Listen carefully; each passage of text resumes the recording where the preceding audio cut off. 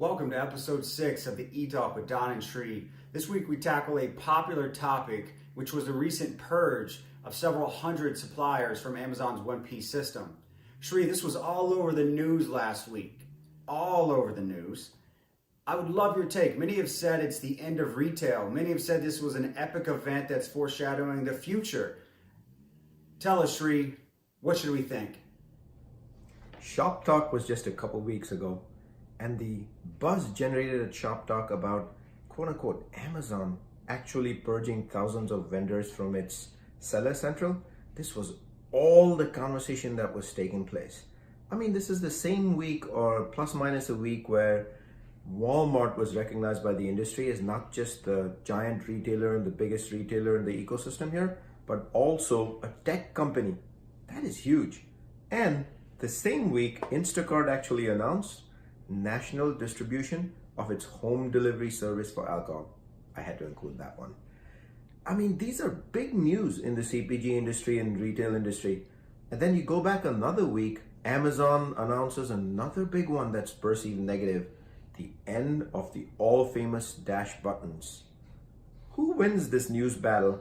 Clearly, Amazon was in the press and created much more BuzzFeed than the other two big announcements that happened in and around the same time. To me, as I think about the why, it's clear now to me, Amazon so much so sniffs, it gets audience attention. All the more reason why in 2019 plus, if you are in the CPG game and you're selling product, you should be focused on outreach and audience before you really draw your sales metrics. Outreach and audience results in sales. It's not the other way around, guys. Yes, this was epic BuzzFeed material.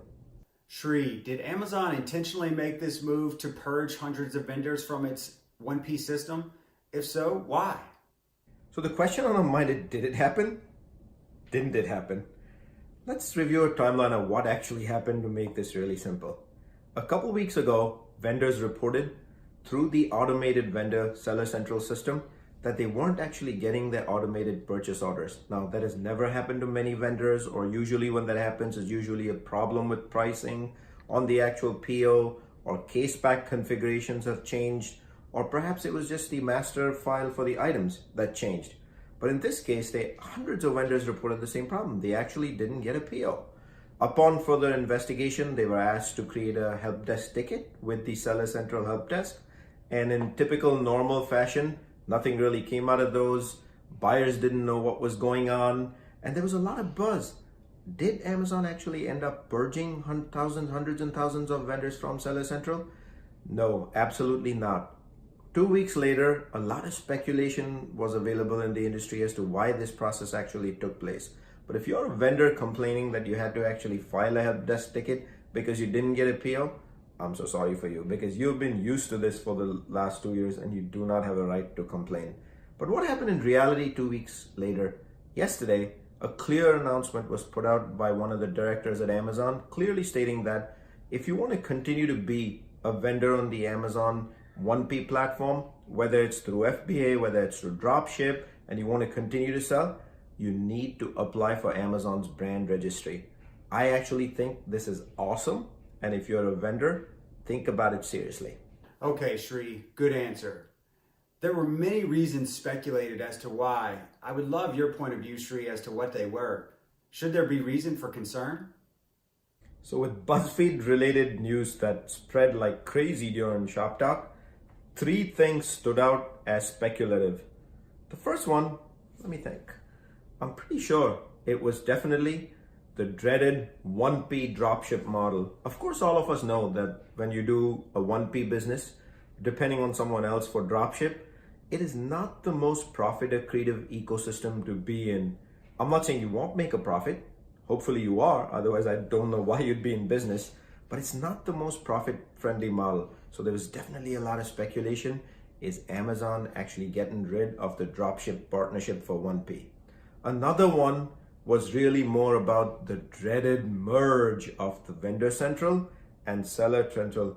And the reaction in the industry was, oh my gosh, what happens if you got to work on one system? That means 3P and 1P competing. Nah, it was absolutely none of that stuff. But the one that I think was the most painful, the industry kind of talked about and wasn't really sure what the heck was going to happen, is Amazon moving away from a 1P business model through a 3P business model? Oh, what does that really mean? Does Amazon not want to be in the business of buying truckloads? If you're a large brand and you're a scale brand and you can't sell truckload product anymore to Amazon, you know what that's going to do to your profit margin. If you're a vendor in the same kind of business and you can no longer sell to 1P, you better have fulfillment capabilities. I mean, these were the kind of speculations that were taking place. But at the end of the day, what was the reality? A director from Amazon clearly came out yesterday and stated, we want you to be part of the brand registry program, which again, I think you really need to consider if you're a vendor. If I'm a vendor, what should I be thinking of? What should I be thinking about? What should my action plan be from here? So if you got impacted and you were nervous and you actually didn't get purchase orders for 2 Sundays in a row or 2 Mondays in a row, you need to ask yourself one big question. Is this a wake-up call for you?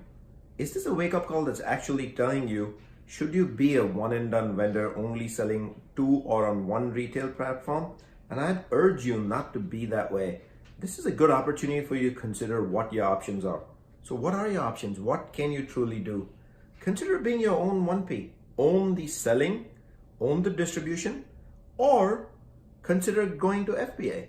But be a 1P yourself. That's a big one that stands out in my mind. And I always advocate for that in the industry. Another one, think about direct to consumer. It's 2019, guys. You can sell stuff directly to the consumer. It's about audience and reach.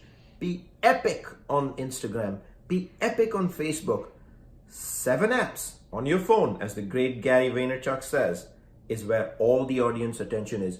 Be there and go direct to consumer, or at least explore it as another venue in addition to being on a third-party marketplace platform.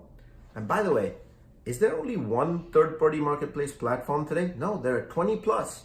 Do your homework. A simple Google search of third-party marketplaces reveal there are actually 20 plus alone in the United States. Exploit them, be on them, reach the consumer, give the consumer the value they're looking for in a plethora of ways. This is as easy as it gets, guys. This should be a wake-up call. Diversify your strategies. Keep yourself epic as you already are. And by the way, in a future topic, we will be addressing what you should do if you want to explore the D2C platform. So look out for that, folks. Have a great week, guys. There it is, folks. Episode 6 of the E-Talk with Don and Sri complete. We hope you found this useful. Our original intent in forming this weekly video series was to create value for peers in our industry.